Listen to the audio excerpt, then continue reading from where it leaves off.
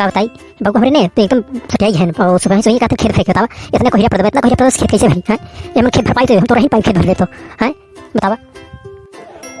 का रे बनवरिया का हाल का कहन खेत भरबे ने? अरे नहीं बाबू अब कहे ना तो भर का लेकिन ठंडी का बाबू बहुत तेज है बात है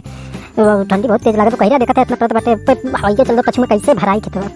करे जब हम तोका 2 दिन से कहा रहे खेतवा भर ले चल के तो खेतवा ना भरे वहाँ दूसरा खेत अगर ना भरे ने तो होका आज हम घर घुसन देवे। हाँ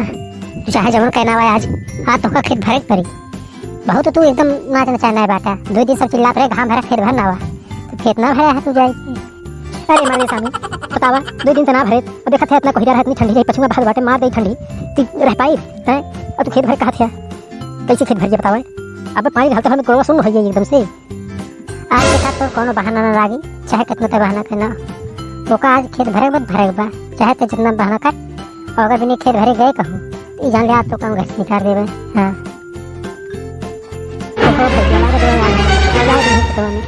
ठंडी में पछुआ चला खब एकदम झोर के हालत खराब हो जाए एकदम हमार